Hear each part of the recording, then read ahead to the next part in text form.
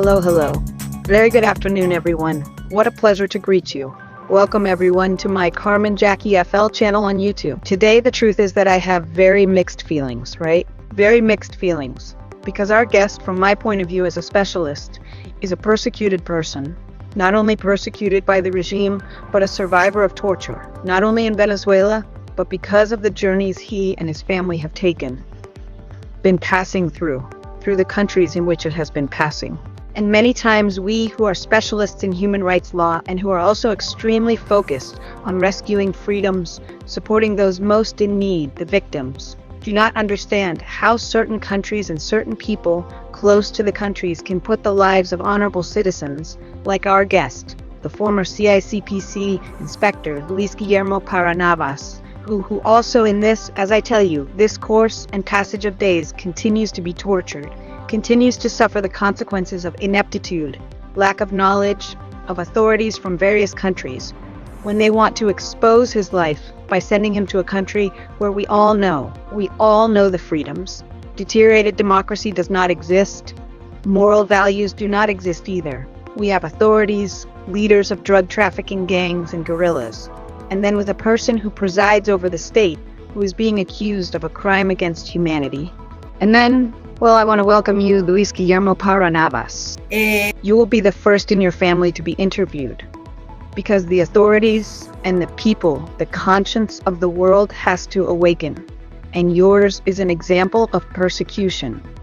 Also imminent persecution when you have authorities in charge of Venezuela, with a wonderful power that is that of damaging people's lives, which could be, if we were in democracy in Venezuela, which would be to support the citizens. But unfortunately, the police force where you were, well, today it is something else. Welcome, Luis Guillermo. Thank you very much, Doctor. For me, it is an honor, a pleasure. It fills me with love to be able to be first in the presence of a lady as beautiful and as distinguished as you are, a fighter for human rights, not only of Venezuelans, but of many people. Thank you because thanks to you and thanks to God, right? Because I have the opportunity to be able to speak before walking down the corridor of death. I pay honor to all those martyrs of our country, those young people, those comrades in arms who have already given their lives and did not have the opportunity to say help, to say they are killing me. Venezuela is killing me. Although my beloved brother and friend, Oscar, yes, lived. He had the opportunity to say they are killing me, and they let him die. And they let him die, and well, it seems that behind him, in front of him, and behind him, we continued a lot. But hey, here we are, we continue in the battle. I want to add, because today a dear brother happened to me. He told me, he criticized me, he told me this, Dr. Carmen, why do you only mention that he was a co-worker of our hero Oscar Perez? Why don't you also mention that he was also a companion and friend of the brothers, Jairo and Abraham Lugo, Daniel Soto, Jose Alejandro Diaz Pimentel, Lisbeth Andreina Ramirez Mantilla, Abraham Israel Agostini? It is because they were not them, and they do not have the same merit as Oscar. Well, yes, dear brother, that's why I'm naming all of them, who unfortunately were massacred, and their lives, just as Guillermo is warning at this moment, and I warn you as a persecuted person and victim of the same regime, who it could be you and your family the next to be massacred. No? That's right, and not only honor and love, an energy of love and mercy for our beloved brothers who have fallen in battle, all of them, but also to their relatives who are alive and dying in life. They die in life because those who are not imprisoned, those who are not missing, those who manage to be in exile like we are, will love and respect for them too, because the suffering does not end. This is agony. It is this state terror that this criminal, the country, wants to manage so that our active comrades, and I say the honorable comrades, not the criminals who are today in that new company used as a mafia and called CICPC, a private company of the regime. I say to those comrades who are afraid and say, look what happened to Oscar's comrades. Look at those who are in exile. They are going to persecute Inspector Parra. They continue to persecute him even in Norway, and they have accomplices and they have branches. So it is that Cuban terror that is very well directed and very well done to be able to control a country, to be able to control its ministries, its different ministries, agencies. Well, Luis Guillermo, one of the things we are talking about right now with the former CICPC inspector, Luis Guillermo Parra Navas. Luis Guillermo, along with his wife, children, and mother, has had to escape, like many persecuted by the regime, to lands that are supposed to be lands of freedom, where officials should be prepared to receive this new generation of persecuted people who also touching. They should be protected under the Convention Against Torture, which is the Convention to Prevent Cruel and Degrading Inhuman Torture, and one of the issues, and that is why Luis Guillermo wanted us to treat your case from the point of view of a tortured person. I would like you to explain to us what you and your family, close friends, and colleagues have felt. What have you felt? How do you feel? Which are the... Are you at peace? Do you live calmly and happy? Do you have expectations of living? Thanks for watching the video. You sleep well. You, your wife, your mother cry continually. I listen to your mother. The few times I have received a voice message from your mother, it is a trembling voice, with fear, terrified, because I want to tell you something. These torturers of the regime, and they are mechanisms that they use to harm families. They not only attack their prey. At this moment, I believe that you are in what would be a hunt, not just a chase, but a hunt against a prey that the regime is inhumanely following, persecuting, and wanting to harm. Because that is the period, one of the most important points of torture. They use these vetoes to subjugate you, to leave you completely vulnerable, right? You feel like you don't have God in your heart. You feel like God abandoned you and everyone abandoned you, right? And that's what I want you to explain to me. How do you feel? Do you feel calm, at peace? You have life? Are you healthy? What have been the moral, psychological, emotional consequences of what you do to yourself? It is a great question, especially since the Venezuelan people are there. And well, to begin with, what could you say to a man who is walking down the aisle of death? In the United States, I still don't know which states have that death sentence. But when a person knows that that's where they're going, it's difficult. I think there are no words to be able to say what you feel. But beyond that, there are those of us who accept our destiny. And I don't want to mention, because I'm very fond of the name of these beloved brothers who have died in battle. And they accepted, even though they were shooting each other, they had accepted that this could be their destiny. But a man who has decided to go against darkness, corruption, drug trafficking, and he decides to face it, he knows that this could be a possibility. And the entire team was clear that one of the possibilities was that we would lose our lives. What we cannot assimilate and what we cannot sleep with, what shakes us during the early morning, during the night, what persecutes us, what has destroyed us from the marrow out, is our family. Because there are those who are our mothers, who are not guilty of what we have studied, what we have worked on in our lives, our ideals, although they founded us. For example, my father, who is a founding commissioner of the PTJ, of the True Judicial Technical Police, and knowing that behind me there are some children who have already lived an experience. One of them was kidnapped, the other was disappeared, and a woman who Huleko, she was tortured and sexually raped, my companion, my beloved sister and friend. Pardon. So to say how you feel, well, personally, I accept my destiny with honor. The only thing is that I wish it was only against me, and one puts one's chest so that that bullet arrives. How do you feel? Do you feel calm? Oh, how cool this is happening to me. What do you feel? It hurts? Your heart hurts? Does it tear your soul? Or are you happy? The depression is total, the emotional and mental disturbance, the lack of concentration. You lead a life like an invalid. You know that you are being persecuted. You know that your family is being persecuted. The meal times, there is no flavor in the meals. There is no sleep. There are fears.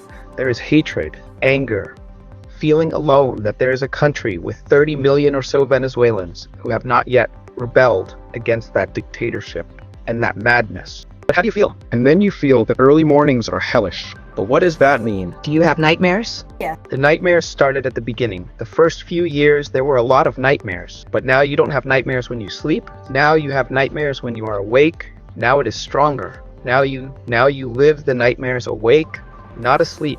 Stop eating. Stop sleeping. Stop loving. Stop loving. Stop believing. At least I have a very, very strong conflict with God. Very strong. very strong. I remember, well, the last thing when I became interested that Norway was wallowing in the filth of our enemies. I said, look, I don't believe in God now. I don't believe I deny him. And if he exists, he is my enemy. Because there comes a time when you see what happened to our beloved brother, to our companions, to our martyrs, and to our families. And this continues and continues to happen. It's good that you forgive me if it exists. But forgive me, you and all those who love and believe in God. But a man who has lived what I have already experienced. And boy, did I believe I had faith in him for a long time, until the last moment. But there comes a time when I have a daughter who is missing. I have a son who was almost killed. I have a wife who was raped. I have a mother who I also believe is going to die, but from madness. So how do we live? We live terrified. We live full of fear. We live in agony, day by day in agony. That's how we live.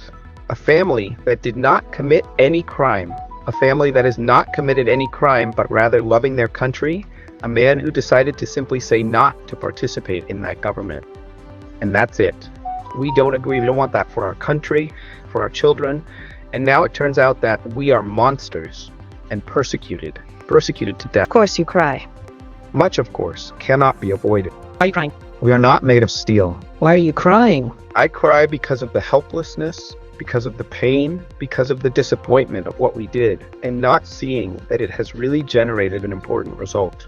I cry because, for example, I sometimes see police officers who put on uniforms, who go out to work, who are in their jobs, patrols, who have lives. And I no longer have a patrol. I don't have coworkers. I don't have superiors. I don't have a life. I am an exile in a country where, in a language that is extremely harsh, a climate that is not mine, my children, I see that they are going down a path that they are going to kill them. They're going to kill them. And the one who is kidnapped, I don't know when I will ever go see her. A mother who is giving birth in a crazy way.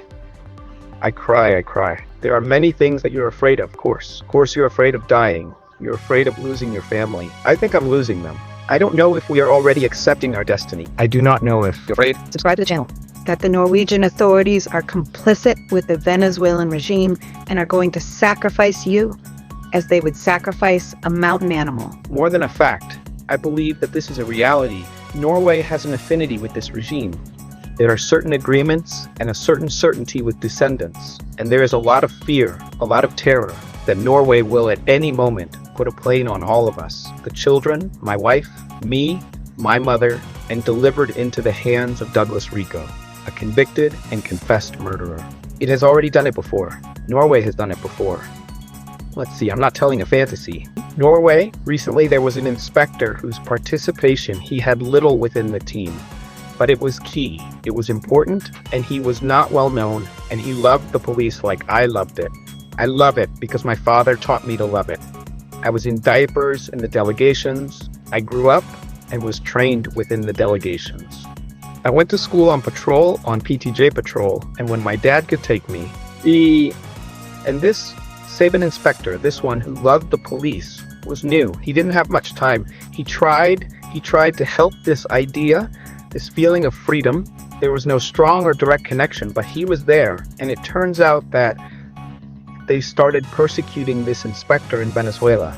And he said, no, they discovered me, I'm leaving, and I'm going to Norway, coincidentally here where I am. And it turns out that Norway didn't mind putting him on a plane and saying, no, we know that you are a police officer, that you were a police officer, but we don't believe that you carry any risk. Norway wants to make us understand that it does not understand that we or our relatives are persecuted in Venezuela. She does know the truth, because there is evidence. There are elements of proof. But they caught this boy and sent him to Venezuela recently. It was recently. And be careful if that boy is not dead. I know he was extremely tortured, and because that is the procedure. When people arrive at the international airport, the Simon Bolivar, there is an order that comes from above. And well, a person who has been out for 2 months is normal, he comes and goes. But a person who is not European has a year, 2, 3, what were you doing? Please give me. And under what does it appear, right? Give me a minute. Production, could you give me the video? Hoy es 4 de junio del 2020. Mi nombre es Luis Guillermo Parra Camacho, hijo del inspector de la policía Luis Guillermo Parra Navas. Estoy aquí desde hace 1 mes y 4 días en la selva colombiana, capturado por los soldados del ELN, Ejército de Liberación Nacional. Este es un mensaje para mi papá. Si no quieres que busquen a mis hermanitos, tienes que entregarte al ejército tienes que entregarte al gobierno nacional de Venezuela. Tienes a partir de hoy tienes 72 horas para entregarte. Me encuentro con los compatriotas soldados del Ejército de Liberación Nacional. This is our Venezuelan reality. Everything that those of us who said no to the dictatorship are experiencing.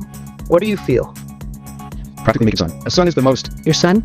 I remember that I met with the Norwegian police and I insisted that they should return me and the specialists, fellow generals, exiled friends, commissioners, anti-torsion and kidnapping specialists. And they told me there is no guarantee. There is no guarantee. Don't do it. There is no guarantee. While you are in Norway, Norway has to try to solve this situation. And well, we did it, and we recovered it. We recovered it. But this is not over. This was simply a beginning of what is to come, in total impunity. What is coming? What is coming is the execution of that child that you saw there. Well, he is already a young man of 19 years, but with the heart and mind of a child. What comes is his brothers, his sister, a little sister. They grabbed the female. I have 4 children. There are 3 boys and 1 girl. They disappeared me. They made me a soldier of the army, of the supposed army of terrorists, of the LN. They made me a soldier of theirs. They disconnected me from communication forever. I have 3 more children left. Reduction? But they are going there to Venezuela very soon, deported by Norway. I am sure of that. I am sure. Reduction? Can you give me the photos of the girl? That's my daughter, Yesireth. That was when they had not yet taken her. We had spoken with the Norwegian Red Cross, Norwegian International. We coordinated with the International Red Cross of Colombia for this. Well, the rescue had already been given. The rescue of my first son. And this one, we're already taking all the steps to bring the entire family group to Norway. And Norway, with its protocol, with its bureaucracy, I warned the ambassador who is in New York, ambassador, the General Consulate of Norway, that she is in New York, in the United States. I warned her about this situation. She attended to me. She gave the order to the Norwegian ambassador in Colombia to hurry up. They did not rush because the decision was Norway's here in Norwegian territory, and the girl, it disappeared. This is caused by Norway. They took one from me. That is, at this moment, you could open a civil lawsuit against the Norwegian government, not only for putting your life at risk, but for having risked the life of your daughter, right? That's very important, isn't it? I want to tell you something. Norway is one of the signatory and ratifying countries of the Convention Against Torture and all types of discrimination. So any complaint of torture, such as the one in your case, because your case is a case of imminent, clear torture, with cruel, inhuman, degrading treatment, such as the fact of disappearing your children, and obviously not knowing the status, nor about health, nor where they are, nor knowing more about them, right?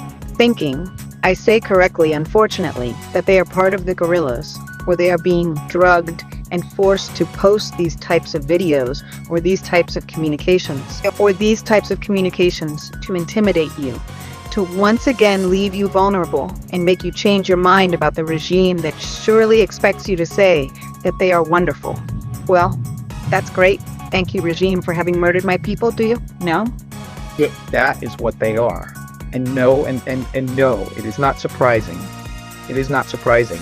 And I know that the people of Venezuela are not stupid, because they are a wonderful people and worthy of me. The day after tomorrow, when Norway deports me and I surrendered to death. I appeared in a video saying this: I regret having rebelled against Nicolas Maduro. I really made a mistake because, well, I liked drugs, I liked the problems, or they voted for me from the CICPC. So people, I regret what I did. It does not surprise me that tomorrow, if I have a daughter and a mother, some children, a wife who are on the edge of the sword, I will have to go out and recant publicly. Can you pass me on to... I ask production if you can show the next photo. This is... My photo managed to come out on time. My children came out, my mother, but they were on top of us. I know who was chasing us. I was trained with them. I grew up with them. I worked with them. And even though I strategically divided and posted photos on social networks with different dates to try to camouflage, in the end they found her. And, well, she didn't say where I was because she didn't know. But, well, they did with her whatever they wanted, from torturing her, first arresting her, taking away her freedom being a girl who has not committed any crime.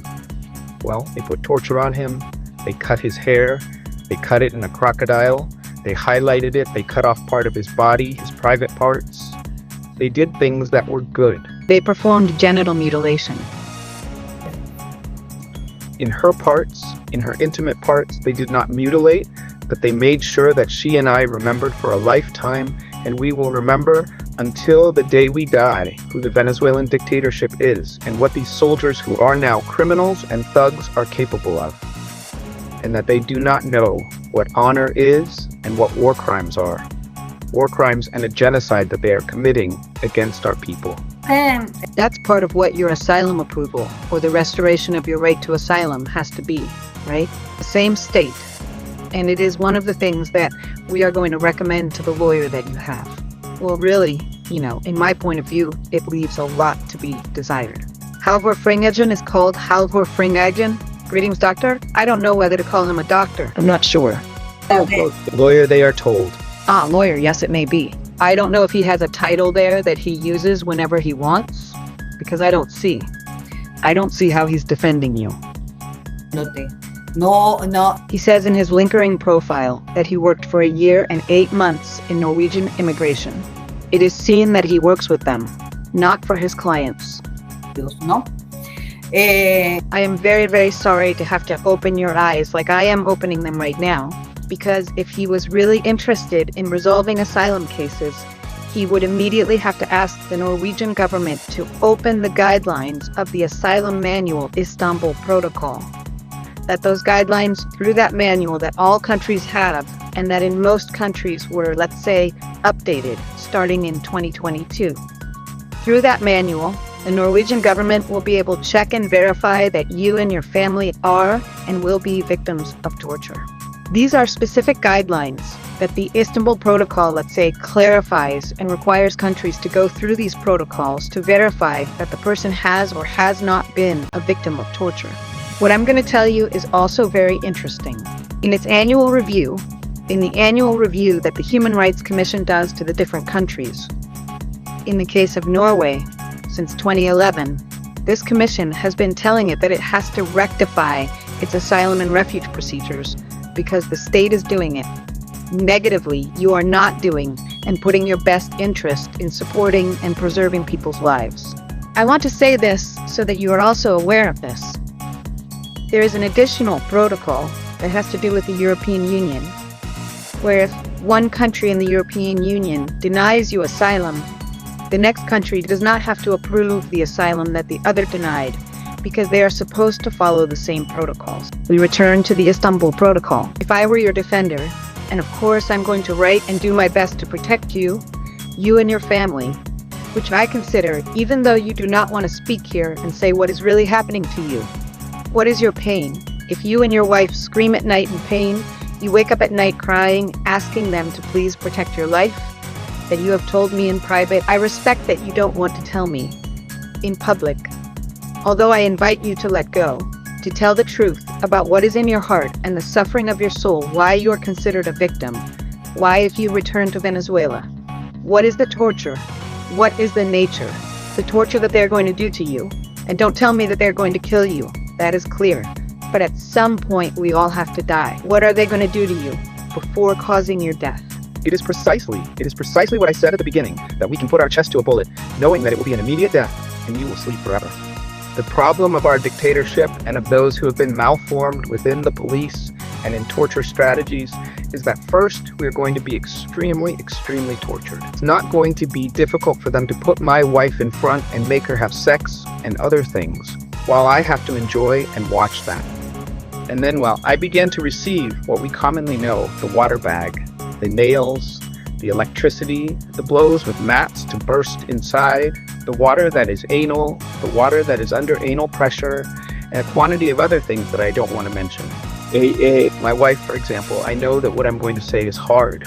Maybe not many people will understand it. I know that I'm going to say is maybe wrong, but it must be told. The truth must be told. And one of those who would like to return to Venezuela is her. She wants to return to Venezuela because she wants to die. She does not want to. She has told me. He has said it, and well, since he does not have the courage to commit suicide, when he returns, he must finish what they started. Because a human being cannot live as they left her. A human being cannot live as they left. Not a woman. Not a woman. A man, you can mark him, you can mark his body, you can rape him, and we will continue to be a man, but not a woman. Not a woman. There are limits to war crimes. There are limits, and of course she does want to return. I say it, and I tell it to the international authorities. My wife wants to return to her country of origin. Why? So that they can eliminate her, so that I can kill her, and that is our daily discussions. That is what we live in our bed. That is what we live in. Our family, in what is left of it, is crazy. It is a family that is destroyed. And not because of those who want to harm us, but because of the complicity of monsters, of gangsters, of madness. This has a reason. This has a name and surname. This has a name and surname. This is not only that Norway has created fame, reputation for being an extremely neutral and good country. The biggest bastard he knows very well. The biggest bastard you know very well. The homicide, the murder that you committed is against those who committed it. And you also know that your family is in Europe. You know that I reported you a year or so ago. And you know that as an investigator and criminologist, not only me, we are watching you, we are following you. There are the people. For example, we have the lady, well, the family, I'm going to say it with first and last name, Daisy Margarita Andarcia Giliarte, who is Rafael Bastardo's mother-in-law. There is Rafael Bastardo's mother-in-law. There is Yassi Caterine Leal, who is Rafael Bastardo's wife, and her daughter, Caterine Bastardo Leal, who is his daughter, are close friends of Diana Jimenez. But who is Diana Jimenez? And I am naming you Diana Jimenez, and we will meet when you want, wherever you want, a man who has lost everything. And you have nothing to lose. And who is on the side of justice? Diana Jimenez is going to tell you that you are the representative of the Criminal Forum in Holland, which we already know, because you, together with this lady, Sonia Zapata, are here in Norway. Did you hear? Here you are, the representative of the Criminal Forum, the one who has slandered, and the one who is in complicity with this girl because they are friends. And there is a legal connection between the binding witnesses and the case of the deaths that occurred in Eljuquito. Because they know very well that I am going to stand before an international criminal court, and I am a living witness, like Mr. William Jimenez, who is in Holland, and we are going to point out with name and surname what Rafael Bastardo and his associates did that day and continue doing. So this criminal forum that supposedly has gained a reputation for helping those who are exiled, which is against the government, has two people. I'm going to repeat it. Sonia Zapata from the Criminal Forum, who slandered me, who invented what he said, and who wanted to destroy me because they are... Carmen, look, doctor. I want to clarify something first for those who are listening and watching us, right? What I'm going to tell you is very important.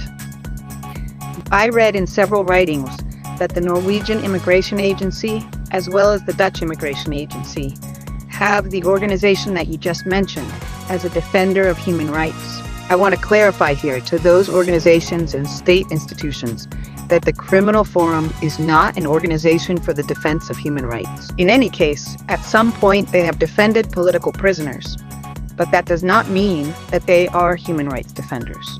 I want to clarify something else. I don't know if in defense of the Criminal Forum, but the Criminal Forum has more than 6,000 volunteers, and some of them, who could be these two people you are mentioning to me, often pose as belonging to that organization. That even though they have agreements in themselves, at some point I read it, I passed it on to a person we both know, the information that the Norwegian government hires a criminal forum for certain things. ¿no? Activities. No, sí, These activities are not necessarily because we remember that those who receive funds from Venezuela receive funds from the regime and therefore are its representatives. And I do not have the evidence in my hand. That is why I cannot accuse them. But I can say that these people are allegedly acting illegitimately. And I call once again to the countries, Norway, the Netherlands, and other countries that have shown their ignorance regarding human rights laws, that they have demonstrated before the United Nations that they do not take care of refugees and asylees, and that they are demonstrating in the case of Luis Guillermo Parra and his family that they are not going against of themselves after having approved an asylum. And one of the United Nations reports also says that they have had to take it away from you. And that goes against the morality of a country when they themselves, in different writings that I can give you later, say that returning a human being to the country where they say they are afraid to return is inhumane. So says the Norwegian government. So they're very important things, and I love you one more time because I don't want us to disperse. Your mother suffers from stress. Her hair has fallen out. It is a family that has become a madhouse. It is a family that is scared to death, that is destroyed, that does not speak to each other, that speaks little. A family that has fallen into depression, has fallen into absolute psychopathy when they arrive at the door, when we are afraid to go out on the street, to move. We are afraid to live, to breathe. It's crazy what we live. We don't know each other. Do you think that the Norwegian regime is giving permission to the Venezuelan ambassador in Norway to investigate you and know everything about you? Do you believe that Norway is negotiating with the regime to kill you after suffering torture and mistreating you? I can't say for sure because I don't have evidence on hand, but he says that from his own facts, we can know what is happening, even at a criminalistic level. And a man with a family that is destroyed because he is being persecuted, because he was tortured and is going to be tortured again, and is in danger of death. And it is extremely obvious in public that we are enemies facing this regime, and that we have already been victims of them, and that they decide to put us all on a plane and place us at the Simón Bolívar International Airport so that they can shoot us, but before shooting us, so that they can torture us. Here this cannot be fortuitous, nor can we be so stupid and innocent to believe that this does not have a plan. And there are no agreements, and there are no dialogues between Venezuelan dictatorship and the ambassador. One of the negotiations that Nicolás Maduro is making is your murder, your surrender, so that Norway continues to be the negotiator between the regime and the alleged opponents. Are you a trophy? They need it. They need it. Especially because it is necessary to set a precedent like they did with Oscar. When they managed to take my family and me to Venezuela, torture us, and eliminate us, this will set an example to all my colleagues who are active in the body and in the different organizations so that they do not take a step forward. This is part of that agreement of some supposed opponents to establish that policy that they are in at this moment. That I have politics as a police officer, no, but that is the policy that they are trying to carry out. And of course, Nicolás Maduro needs Douglas Rico. He needs my presence in Venezuela to finish destroying me, torturing me, and killing me. And Norway, well, I see her very happy with that idea. You and your family want to make an appeal to Karim Khan at the International Criminal Court to the entire world through this program.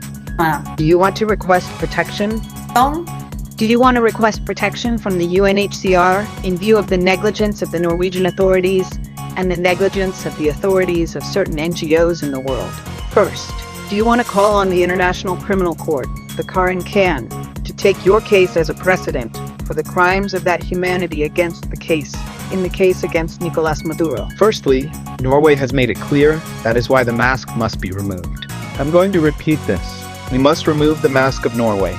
Norway has made it clear that it is an extremely autonomous, independent country. And when I decided that it is normal, but when I said, well, I am going to take this before the European Parliament to ask for help before the Organization of American States, before the International Criminal Court, before all the courts and tribunals. Norway, it has told me, it has said it, we are not interested in any of the organizations, not even the European Parliament, because we do not belong to the European Union. So they strategically say we do not belong to the European Union, but we are the Chengdu space. If we want to vote for you from Europe, we will vote for you from Europe, and we will deliver you there. But we do not do anything that the different human rights organizations say, including the ANU itself and the United Nations, to the extent that they can minimize the actions to be taken. This, I call at this moment to Karim Khan. You are a prosecutor, you are a lawyer. Your place that God has given you is to try to prevent the death of human lives. And you know very well, Karim, you know it very well, that there is a murderer in the presidency of the Republic. I invite you to the fact that I have provided proof and evidence of my wife and of what she experienced, of what my son has experienced. And we are binding witnesses of the case that happened in Junquito and of many other things. Corinne, the director of the United Nations, the director of, because here in Norway there are none, these human rights organizations and all the human rights organizations, I invite you that here is a Venezuelan with his family who is about to be approached now on a plane and be transferred to the firing squad and torture wall of the drug dictatorship machinery. Oh, I call for help to the whole world to see what Norway is and what Norway is doing. He already did it with a comrade from the Sebin who turned him in. They tortured him, and I don't know if he's dead, and now he plans to do it with me and my family when there is plenty of evidence of who we are. But they, through this criminal forum, or these representatives of the criminal forum, full of gossip, of intrigue, and of course that they want to distort the witnesses binding with the case of the death that they caused to my colleagues through these counterintelligence operators, such as Sonia and Diana, who are the same people as the bastard friend, the biggest bastard. Then they must destroy our image, discredit us, and deport us. Here there are agreements, here there are agreements, here there are agreements to death, and human life is being fragmentarily violated. Like this in front of everyone. They are violating your right to peace, your right to life, your right to have the exercise of your freedom, the right for you to remain in tranquility, in harmony, and to develop a family. They are violating your children's right to be with their father and mother. They are violating your mother's right to the same, to peace, to tranquility, to have a life of happiness with respect for what a human being is. They are also violating the oath of the King of Norway when he swore to defend the people who were within his territory. Norway is respecting its own oath. So I call the King of Norway and the Prime Minister of Norway. You swore to defend the people who are in your territory and your jurisdiction. Signed, affirmed, and swore before the Constitution that you were going to respect these citizens. There I leave you the former CICPC police inspector, Luis Guillermo Parra Navas, and his family. You will be responsible. I say it, and I will continue to say it. And if this happens, obviously many civil society organizations and social actors will demand from Norway the right that our beloved Luis Guillermo Parra had to live and to live in peace and happiness. The regime of Nicolas Maduro and his narco-terrorist criminal group will be charged with your life if you decide inhumanely, going beyond your own oath before the Constitution of your country, to return Luis Guillermo Navas, Parra Navas, and their family to Venezuela or to any other country where they would suffer punishment, torture, inhuman, cruel, and degrading treatment. And I repeat, use the manual, the guidelines of the Istanbul Protocol Manual, and resolve this. Resolve. You are going to realize through medical and psychological examinations and through everything that this family has been experiencing in recent years that they are victims of torture, inhuman, cruel, and degrading treatment. Very good afternoon. Thank you, Luis Guillermo. God bless your life and that of your family. Bye.